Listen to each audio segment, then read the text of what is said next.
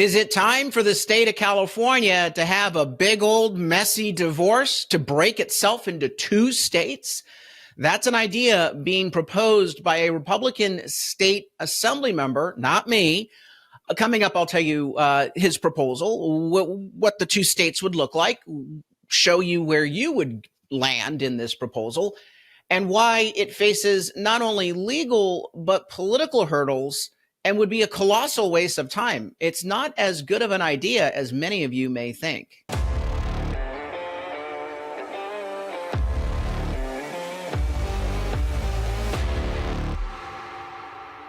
I'm Carl DeMaio, chairman of Reform California and a California state representative. Now, let me start out by saying the current state of California governance is outrageously insane.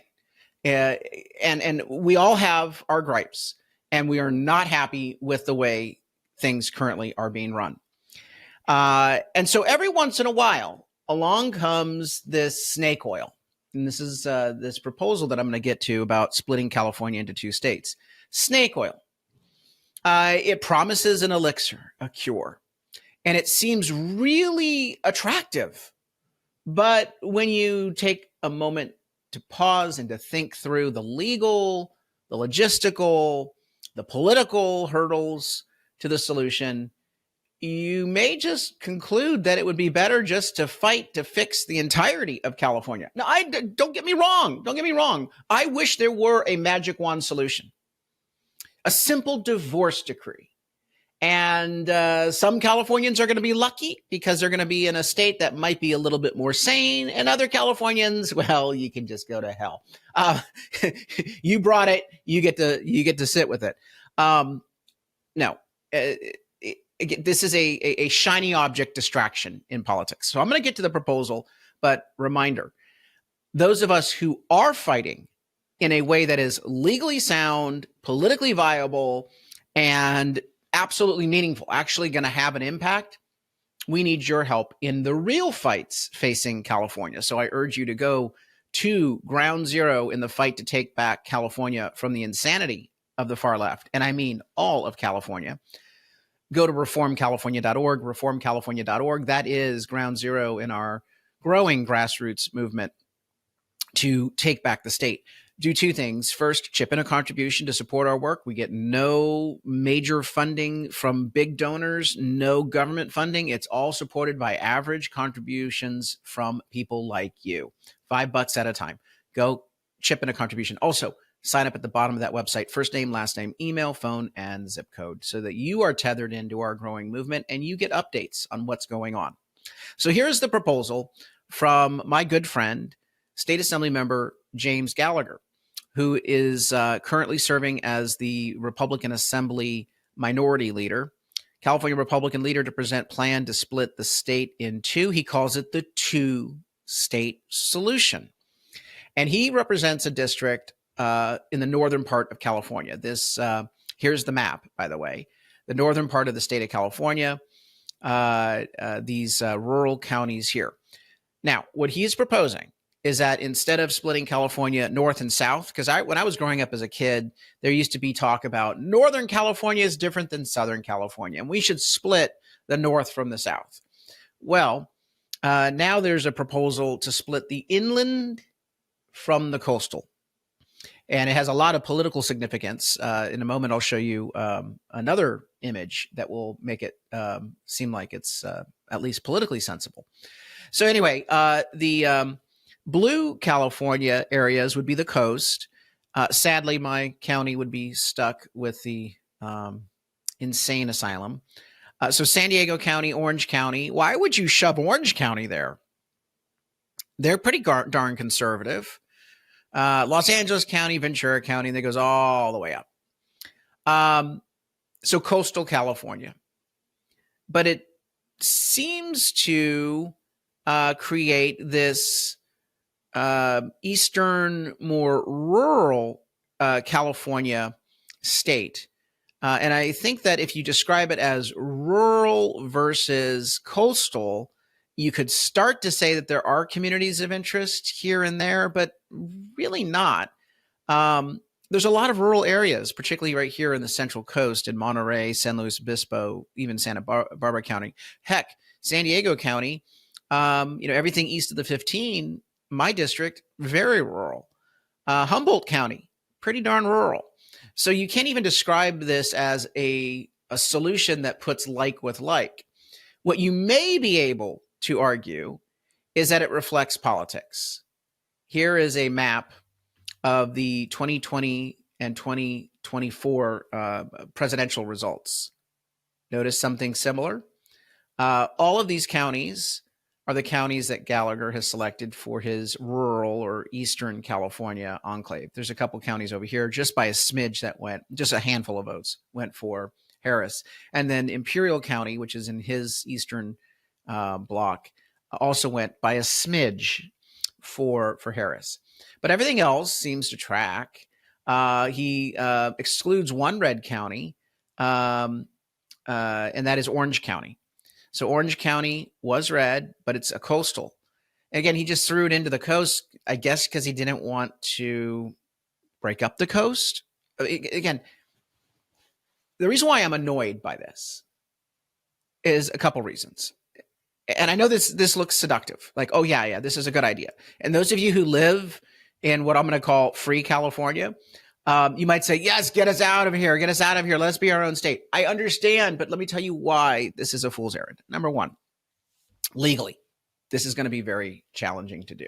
In order for a state to split itself under the U.S. Constitution and the California Constitution, you have to do a few things. First, you have to have the state legislature vote to petition the Congress to allow the state of California to split in two. I will tell you right now, no Democrats in the state legislature are going to release the bonds of their slaves. These are people who are talking about an exit tax. We'll get to the financial issues in just a moment. But they're not going to willingly say, okay, let's split up. Because they're going to see this as, well, if we do this, then these counties will get two new state senators, and those two state senators will likely be two Republicans, although the jury is still out on that because it would still be a purplish type state when you add in all of those counties.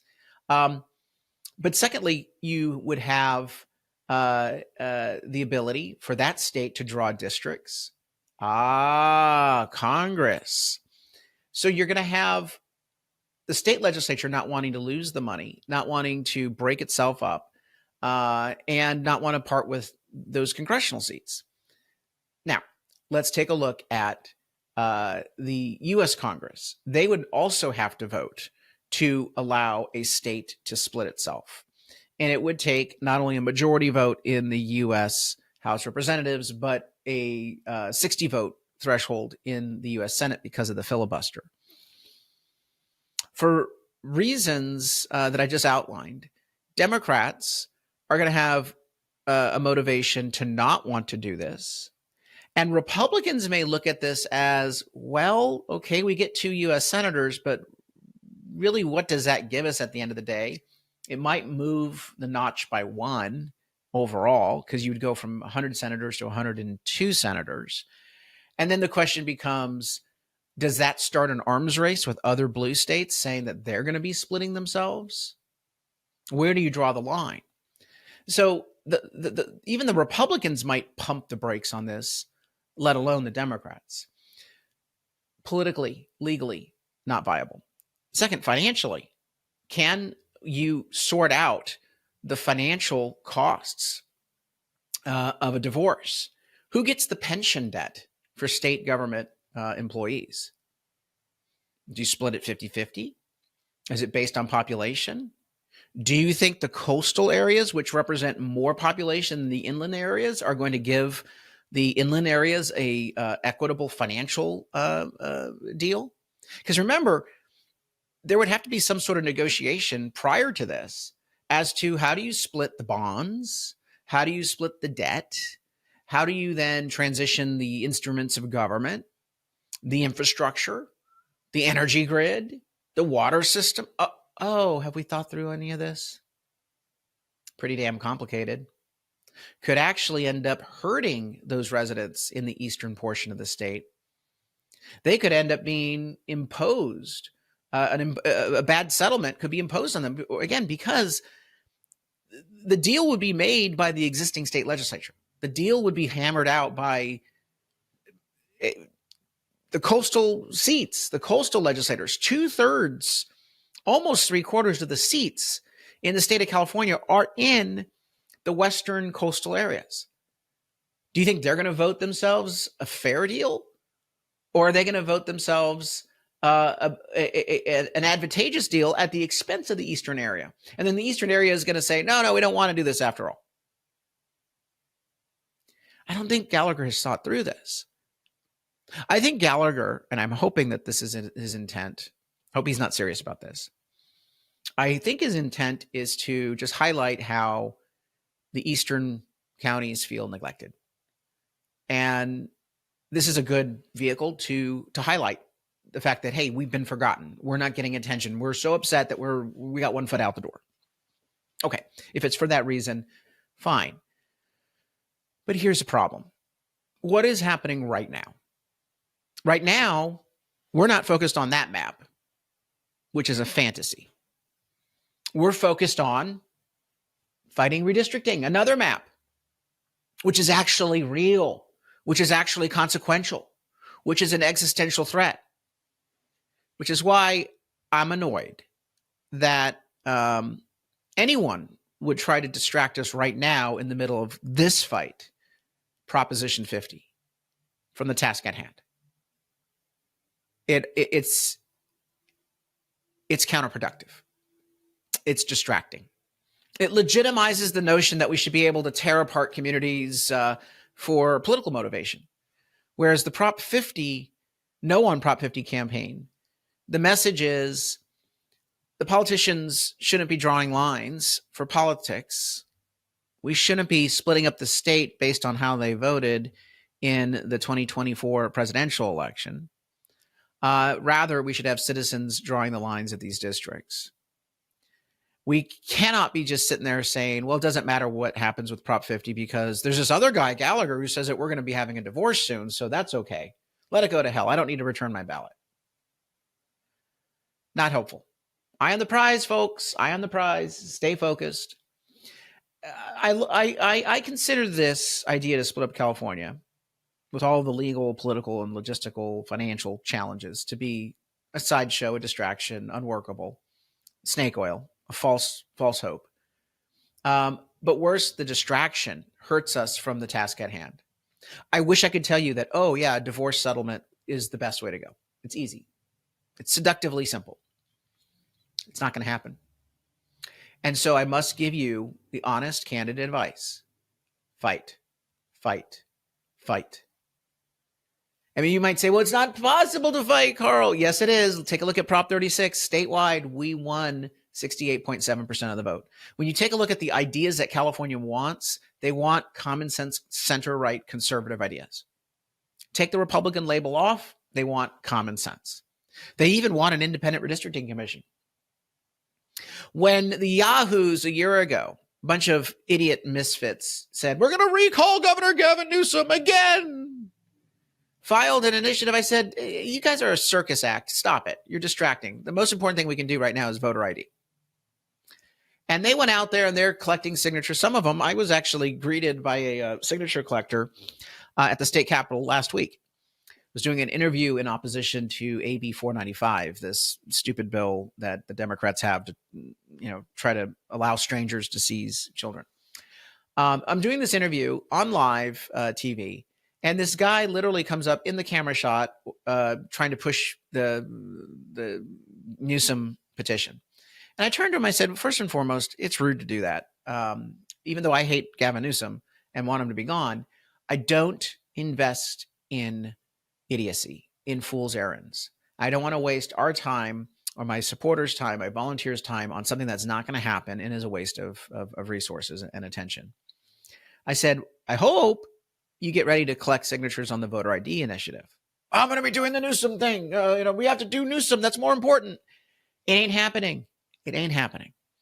And by the time you qualify a recall against Newsom, he's already out of office. Take a look at the damn timeline. The only people peddling the Newsom recall are political consultants trying to make a buck.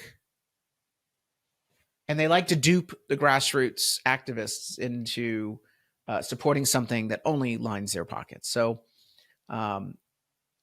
this two-state solution is along the lines of a Newsom recall. It's a distraction. I urge you to go on the campaign site, defendfairelections.org, defendfairelections.org. If you want to get involved in map drawing, what we need to do is defend the Independent Citizens Redistricting Commission for drawing congressional maps. That is the fight at hand, and that is the fight we need 110% help with right now. So get off the couch and into the fight. defendfairelections.org. That's the website. Sign up, chip in a contribution, and let's take back the entirety of the state of California. It can be done. Not easy. There is no magic elixir. Suit up, get in the fight. Thanks for watching, and I hope you enjoyed this episode. But before you click away, please subscribe to this channel and click that notification button so you get updated when we post new episodes. Plus, like this video and share it with your friends so that we can help spread our message across the state. Reform California with Carl DeMaio is paid for by Carl DeMaio for State Assembly.